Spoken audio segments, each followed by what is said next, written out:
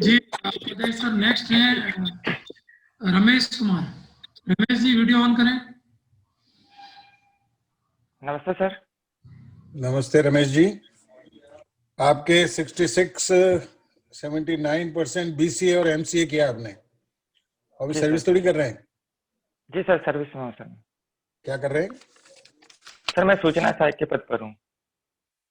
अच्छा, सूचना सहायक के पद पर हैं, बहुत बढ़िया। तो आपने ये किया हुआ है पीस एमसीए, फिर भी आपको सूचना सहायक के लिए जाना पड़ा, ऐसा क्यों? एमसीए किए हुए लोग तो बहुत अच्छी पैकेज पे काम नौकरी कर रहे हैं, हैदराबाद, बेंगलोर। जी सर। जब सर मेरी एमसीए खत्म हुआ सर, मैंने 6 महीने की इंटर्नशिप की थी।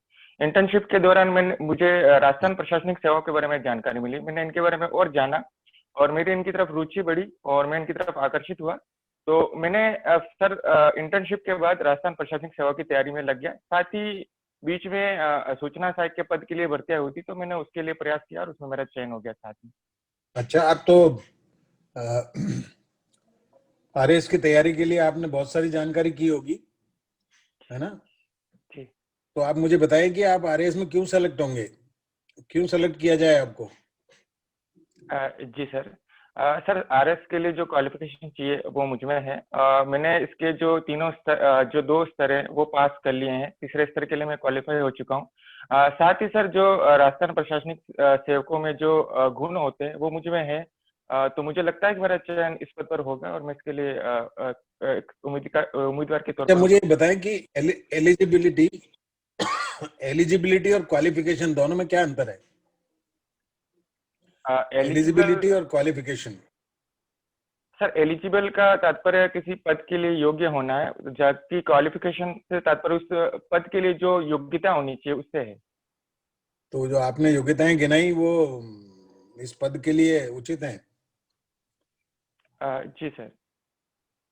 तो यहाँ तो व्यक्ति को लीडर भी होना पड़ता है और मैनेजर भी होना पड़ता है, फॉलोवर भी होना, अनुयायी भी बनना पड़ता है ना? जी तो सर। ये क्या क्या अंतर है लीडर और फॉलोअर में? सर लीडर होता है जो लीडरशिप करता है और जो फॉलोअर होता है वो लीडर के जो अनुयायी होते हैं उनको कहते हैं सर। ये तो आपने अर्थ बता दिया, शाब्दिक अर्थ बता दिया।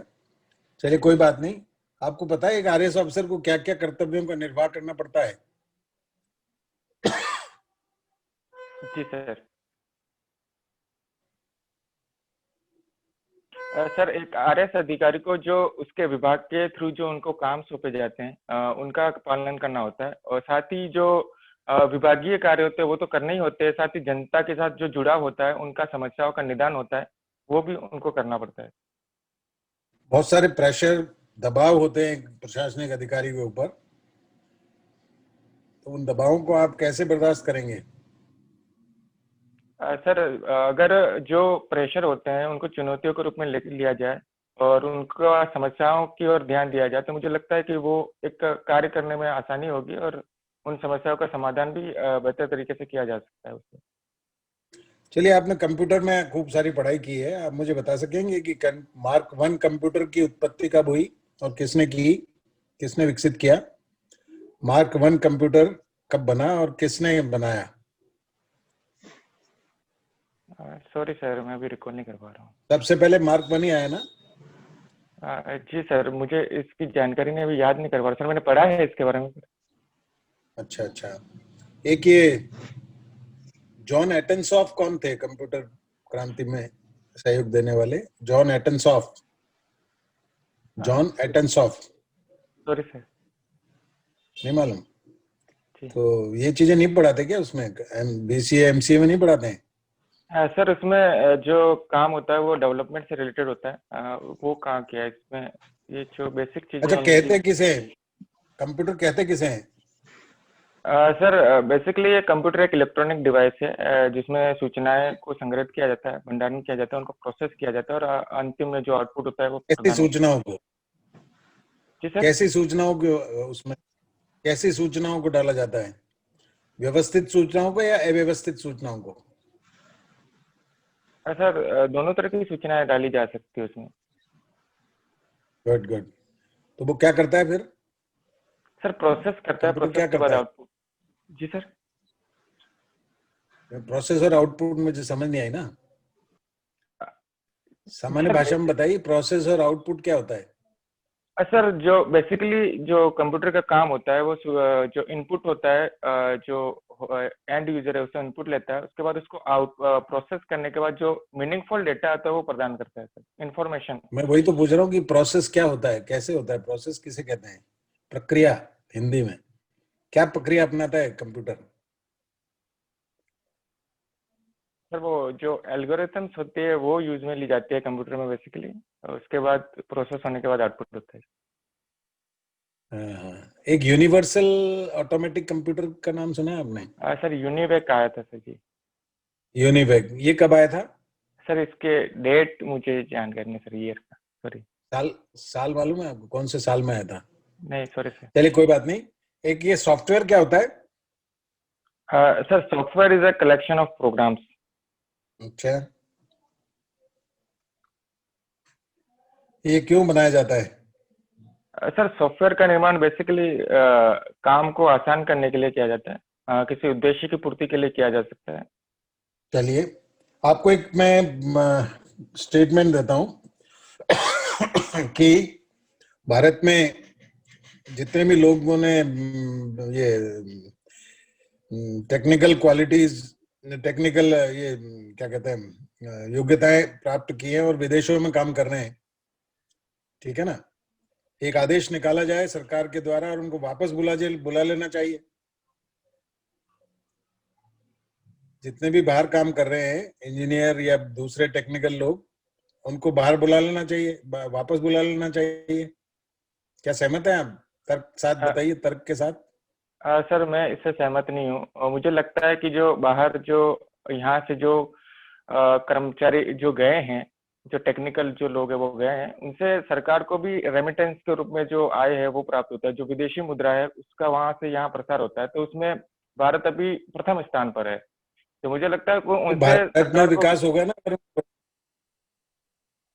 उनको यहाँ रोक लेंगे तो भारत का विकास होगा ना, टेक्निकल डेवलपमेंट। सर ये तो यहाँ ब्रेन ड्रेन भारत हो में, रहा है। हाँ सर ब्रेन ड्रेन हो रहा है, ब्रेन ड्रेन, पर मुझे लगता है कि उससे सरकार को लाभ भी हो रहा है उससे, क्योंकि सरकार को वहां से विदेशी मुद्रा की प्राप्ति हो जाती है, जो कि हमारे आयात निर्यात के लिए काफी आवश्यक है। तो मुझे अच्छा, लगता है कि मुझे ये सर यहाँ। बताएंगे इंटरनेट की खोज किसने और कब की? जी sir.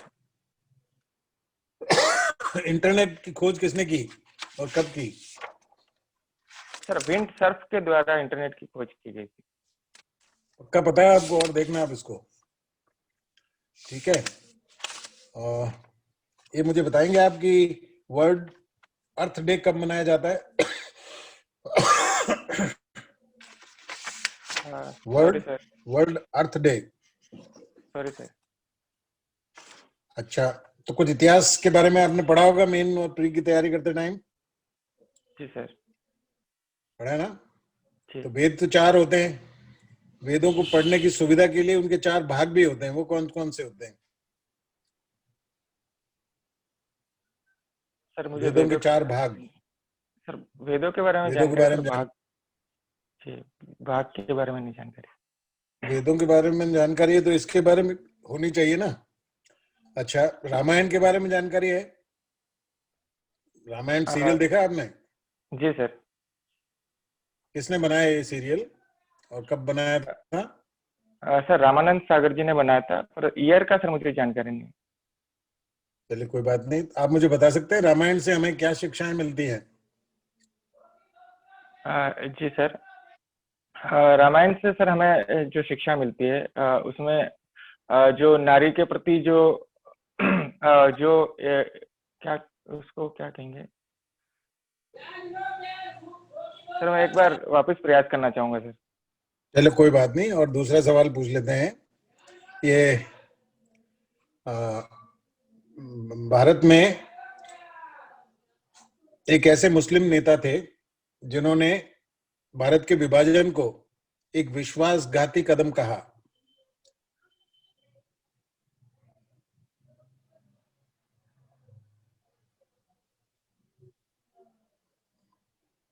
Sorry sir.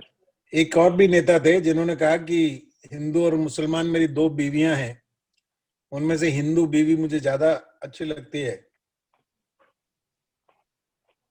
Sorry sir. चलिए, ये सारे जहां से अच्छा हिंदोस्तां हमारा, ये जी। गीत किसने लिखा? सर मोहम्मद इकबाल ने लिखा था। अच्छा, उनकी कौन सी पुस्तक में लिखा उन्होंने? सर पुस्तक के बारे में मुझे जानकारी नहीं। ये द्विराष्ट्र थियरी के बारे में मालूम है? द्विराष्ट्र सिद्धांत। जी सर।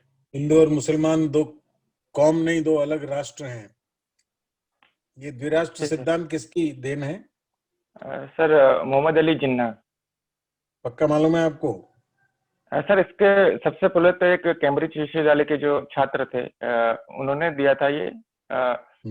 फिर उसके बाद मोहम्मद कौन अली, थे? वो कौन रहमत थे? अली चौधरी नाम था सर उनका। चलिए, एक भारत के एक नेता थे, उदारवादी नेता। कांग्रेस में दो तरह के गुट हो गए थे ना, उदारवादी और उग्रवादी। पढ़ा है आपने? जी। एक उदारवादी नेता थे जिनको भारतीय ग्लैडस्टोन की उपाधि दी गई। Sorry sir. Gladstone. Sorry sir. चलो कोई बात नहीं। आप मुझे ये बताएंगे कि भारत में हिंदू मैरिज एक्ट कब बना? सर 1955 में बना है। Very good. इसी तरह एक स्पेशल मैरिज एक्ट और बना। सर 1954 में बना है सर ये। Very good, very good. एक हमारे यहाँ पर धन निष्क्रमण सिद्धांत, जी। ड्रेन ऑफ वेल्थ, ये सिद्धांत किसने दिया?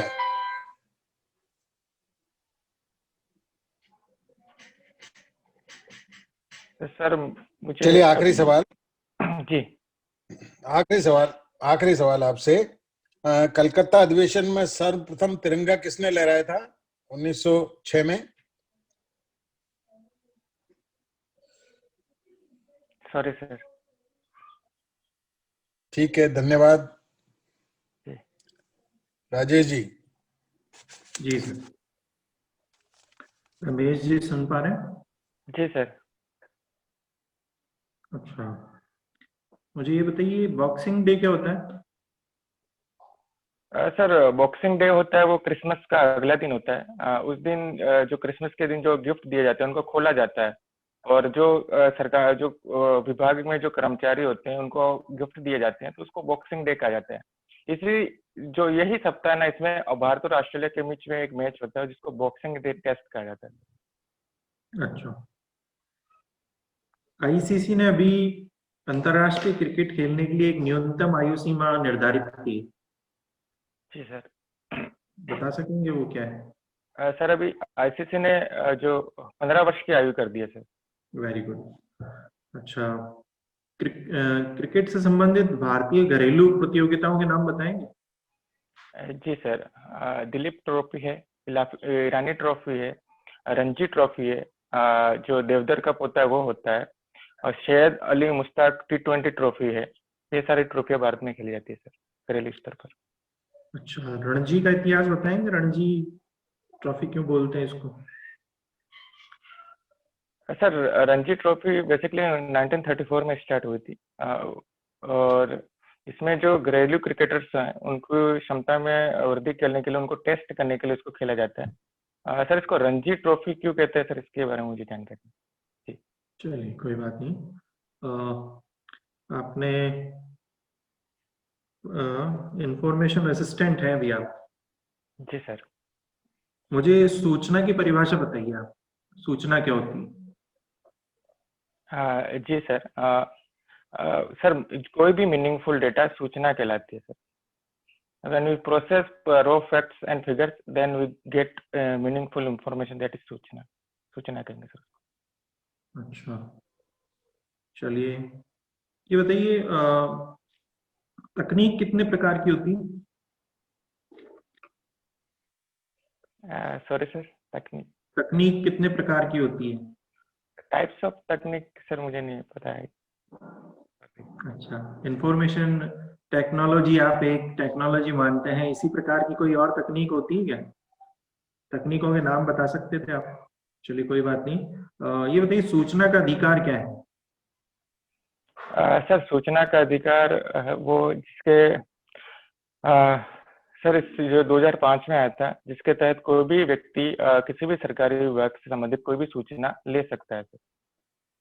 अच्छा, कोई और इसमें आगे फॉर्मेलिटीज वो पता है आपको क्या होती है? सर हाल ही में राजस्थान सरकार ने इसे और सुलभ बना दिया गया है, जिसके लिए उन्होंने जन सूचना पोर्टल जारी किया है, जिसमें सभी विभागों के से संबंधित जो जानकारी है वो ऑनलाइन है, तो वहां से जानकारी निकाल ली जा सकती है, जिसमें कि जो सूचना का अधिकार अधिनियम के भाग 4(2) है उसको क्रियान्वित किया गया सर इसके तहत।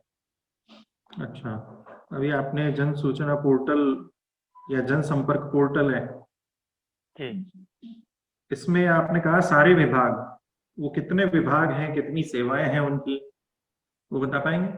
सर अभी हाल ही में 25 विभागों की 49 योजनाओं की 136 जानकारी भी हाल ही में अपडेट की गई है।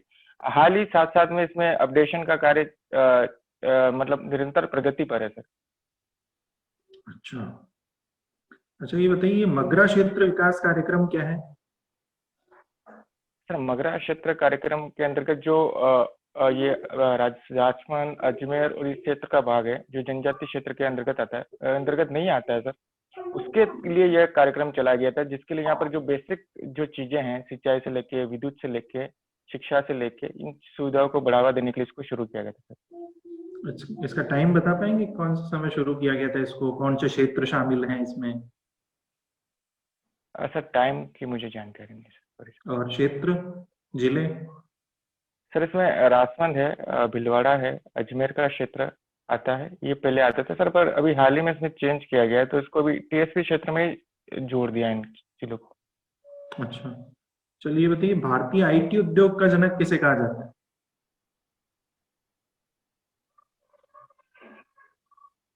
Sorry sir. अच्छा, भारत यूएसए को क्या निर्यात करता है? सर बेसिकली जो हीरे जवाहरात होते हैं वो भारत द्वारा यहाँ से निर्यात किए जाते हैं। हीरे जवाहरात बस? सर जी। सॉफ्टवेयर का निर्यात नहीं किया जाता? जी सर, सॉफ्टवेयर का भी निर्यात होता है। और आयात क्या करता है? सर आयात में सर वो पेट्रोलियम संबंधी चीजें आयात की जाती है वहां से। अच्छा, चलिए बताइए तकनीकी मंदी क्या होती है? Sorry sir. इकोनॉमिक्स पढ़ा आपने 12th में? जी सर। अच्छा, अंतिम प्रश्न मेरा, भारतीय अर्थव्यवस्था पर कोरोना महामारी का प्रभाव किस वर्ष तक पड़ेगा? ये एक रिपोर्ट अभी सामने आई है न्यूज़पेपर में, वो पढ़ी आपने न्यूज़? सॉरी सर, मैंने न्यूज में ये नहीं पढ़ा। चलिए आप अपने व्यक्तिगत मत को रखिए, कौन से वर्ष तक प्रभाव रहेगा? सर इसके दूरगामी प्रभाव हो सकते हैं। मुझे लगता है जब तक वैक्सीनेशन का काम नहीं हो जाता है, अभी हाल ही में कोरोना का संक्रमण बढ़ा है, जिससे कई क्षेत्रों में लॉकडाउन वापस लगने की आशंका दोहराई जा रही है, तो मुझे लगता है इसके प्रभाव ज्यादा होंगे जब तक कि वैक्सीनेशन नहीं हो जाए। ठीक है, धन्यवाद जी। ललित सर। जी सर। जी रमेश जी। जी सर। अच्छा, हाल ही में जो राजस्थान में राज्यपाल और मुख्यमंत्री का जो आपसी विवाद रहा है, उसके बारे में जानकारी है आपको? जी सर, जो राजस्थान के माननीय मुख्यमंत्री हैं, उन्होंने विधानसभा का सत्र बुलाने के लिए कहा था, पर जो राज्यपाल जो महामहिम राज्यपाल है, उन्होंने 21 दिन का समय मांगा था, उसको लेकर इनमें मतभेद उत्पन्न हो गए थे सर। ओके, तो इनमें आप अपनी राय में किसको सही मानते हो? सर मुझे लगता है कि उस समय कोरोना का संक्रमण बढ़ रहा था, तो उसको लेके विधानसभा में इंतजाम करने भी जरूरी थे, तो जो राज्यपाल द्वारा जो निर्णय लिए गए थे वो मुझे लगता है काफी सही था, और उस पर काम भी किया गया, और 21 दिन बाद ही विधानसभा का सत्र बुलाया गया था। उसका कोई आपको लगता है कुछ संवैधानिक आधार है राज्यपाल द्वारा जो निर्णय लिया गया उसका? सर उसका संवैधानिक आधार है, पर सर मुझे अभी याद नहीं कर पा रहा। तो इसका मतलब तो मुख्यमंत्री द्वारा मांग किया जाना गलत था? सर इसमें गलत नहीं है, अगर वो उनके द्वारा अगर ऐसा प्रस्ताव उनको भेजा जाता है तो उस पर जो राज्यपाल हैं उनके द्वारा ही निर्णय लिया जाता है, तो इसमें मांग में कोई मनाही नहीं है सर, जायज। नहीं तो कोई एक पक्ष तो तार्किक रूप से गलत हो सकता है, क्योंकि दोनों एक साथ सही कैसे होंगे? सर जो जो निर्णय लेना है वो राज्यपाल सर के स्तर पर ले जाना है, तो मुझे लगता है कि अगर मांग की जा रही तो मांग में कोई गलत नहीं है। ओके, कौन है राजस्थान के राज्यपाल? श्री कलराज मिश्र। ओके, अच्छा ये बताएं, एक नई सोच नए आयाम क्या है? Sorry sir. अच्छा, कलराज मिश्र के कार्यों पर एक पुस्तक प्रकाशित हुई है, उसका नाम बता सकते हैं? Sorry sir. ओके, यही पुस्तक है, नई सोच नए आयाम। अच्छा नहीं। क्यों आप रमेश जी? जी सर। आप कहाँ के निवासी हो? सर मैं उदयपुर की सराड़ा तहसील के गांव नेवातलाई से हूँ। नवातलाई? जी सर। ये नाम क्यों है? सर बारिश के टाइम यहाँ जो खेत है उनमें पानी भर जाता है, तो वो जो ज्यादा गहरे नहीं होते तो उसको नेवा फिर तलाई, ये दो शब्द से मिला है। ओके, उदयपुर के पर्यटन पर कोरोना इफेक्ट के बारे में आपकी क्या सलाह है? सर कोरोना के कारण जो उदयपुर का पर्यटन है वो काफी प्रभावित हुआ है। इसके जो पर्यटन स्थल है वो सभी बंद हो गए थे। तो अभी हाल ही में जो नई गाइडलाइंस आई है जिसके तहत अभी अनलॉक की प्रक्रिया में जो जो पर्यटन स्थल है उनको खोला गया है, जो सोशल डिस्टेंसिंग और जो जो हैंड जो सैनिटाइजिंग की प्रक्रिया है उसको ध्यान में रखते हुए, तो मुझे लगता है अभी पर्यटन है वो पटरी पर आने वाला है सर, तो मुझे लगता है आएगा आगे चल। ये पर्यटन नीति 2020 आई है अभी, जी आपको जानकारी है इसकी? जी सर। बताएं। जब जो पर्यटन नीति आई है जिसके तहत जो जिला अधिकारी के अध्यक्षता में जो समिति बनी है उसको अधिक सशक्त बनाया गया इसके तहत। साथ ही जो पर्यटक आते हैं उनके लिए जो जानकारी के लिए जो वो लगाए जाएंगे, जो सहायता केंद्र लगाए जाएंगे, उसके बारे में भी इसमें अच्छी खासी व्यवस्था की गई है सर। ये बेहतर नीति होगी आने वाले समय में पर्यटन को लेकर। ओके, पर्यटन को और अधिक विकसित किया जाए, इसके लिए आप क्या सुझाव देना चाहेंगे? जी सर। सर जो पर्यटन को और अधिक विकसित करने के लिए जो पुराने जो ऐतिहासिक धरोहर हैं जो भी अभी खंडर के स्थल में उनको चिन्हित किया जाना चाहिए, उनको उनका वापस से पुनरुद्धार किया जाना चाहिए सर, और उनको जोड़ा जाना चाहिए लोगों के साथ, उनका आपको प्रचार लगता है कि प्रसार सरकार ने ऐसा नहीं किया है? सर सरकार द्वारा ऐसे प्रयास किए जा रहे हैं। साथ ही ग्रामीण स्तर पर भी विलेजेस को भी टूरिस्ट से जोड़ा जाना चाहिए, क्योंकि ग्रामीण स्तर पर काफी ऐसी चीजें होती है जो आज भी उपस्थित हैं जो प्राचीन काल से संबंधित है, तो उनको भी सामने लाया जा सकता है सर इसके तहत। गुड। अच्छा, ये गोगुंदा के बारे में बताइए थोड़ा। जी सर। गोगुंदा में सर जो महाराणा प्रताप है उनका राज तिलक भी हुआ था वहाँ पे सर, शरारती स्तर में। और ये मेवाड़ की राजधानी रही है सर। ओके, कोई खनिज है वहाँ पे?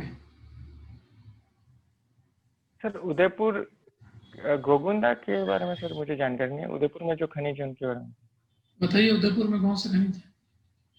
जी सर। उदयपुर में सर सीसा जस्ता का खनन होता है, साथ ही चांदी बाय प्रोडक्ट यहाँ पे हिंदुस्तान जिंक लिमिटेड द्वारा उसका खनन किया जाता है। यहाँ पे सर जो नाथरा की पाल है वहाँ पे लोहे के भंडार मिले हैं, साथ ही यहाँ तांबे का भी होता है। यहाँ ग्रीन मार्बल ऋषभ क्षेत्र में पाया जाता है, साथ ही घिया पत्थर।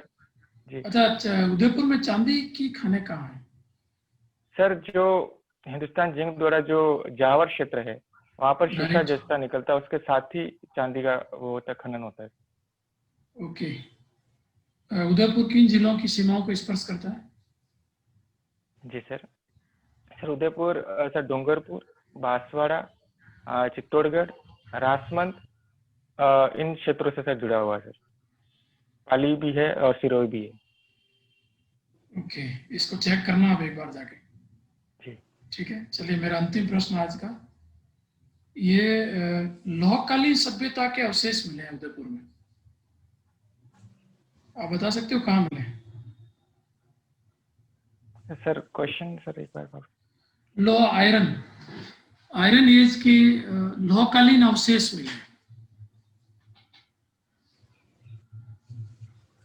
सर जो जावर क्षेत्र है वहां पर लोहा गलाने की भट्टियां प्राप्त हुई, पर सर ये अभी जो कहाँ, ये अभी हाल ये ही में गोगुंदा, ये आपके गोगुंदा में है। जी उपाध्याय सर। हाँ रमेश जी, जी सर। कहाँ कहाँ कमी है ये तो आपने खुद को पता होगी, बार बार दोहराने की कोई आवश्यकता मैं नहीं समझता।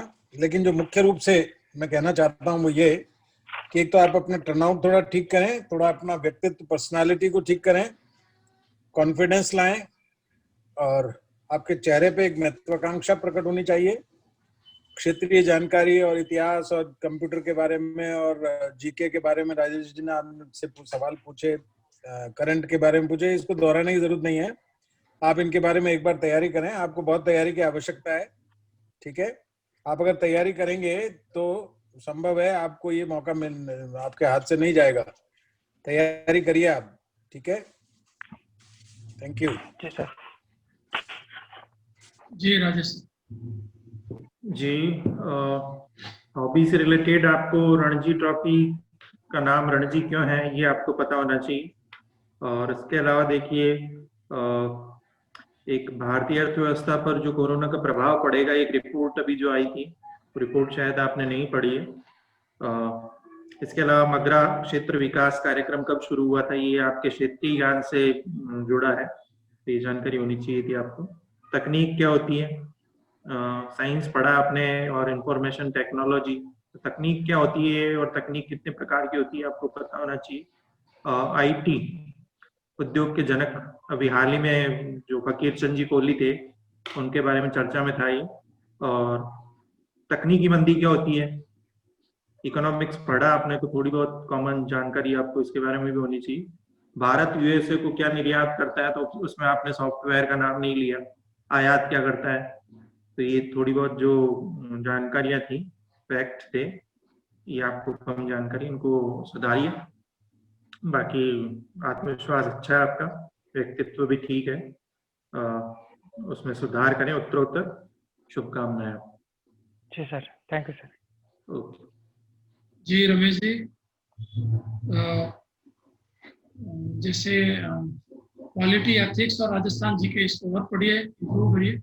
जो उपाध्याय सर ने और राजेश सर ने बताया उसके अलावा बता रहा हूँ आपको, इनको और अच्छा तैयार करें, इनसे संबंधित अनुच्छेद तैयार करें। और राजस्थान के करंट जीके को भी अपने उसमें आप शामिल करें। जैसे मैंने एक पुस्तक पूछी थी आपको, नए सोच नए आयाम, इस तरह की जो महत्वपूर्ण घटनाक्रम है ये आपको पता होने चाहिए। इसी तरह से जो राज्यपाल और मुख्यमंत्री की भूमिका है उसमें आंसर आपका अच्छा था, मध्यम मार्गी अप्रोच रही है, आपने दोनों को ही गलत नहीं बताया, ये अच्छी अप्रोच है आपकी।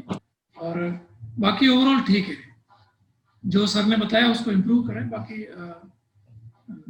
किया जा सकता है, अच्छा है आपका। सर मैंने ना सर 3 दिन से सर चुनाव में था, तो मैं अच्छे से प्रॉपर तैयारी नहीं हो पाई सर। नेक्स्ट टाइम क्या डेट क्या इंटरव्यू की? सर अभी डेट नहीं आई है सर हमारी। ओके ओके, तो आप लगभग 20 दिन का टाइम लीजिए और बढ़िया तैयारी करके फिर वापस मुझसे बात करें, मैं आपका शेड्यूल हम डिसाइड करेंगे आगे का। जी सर, धन्यवाद sir. Okay thank you sir. जी सर।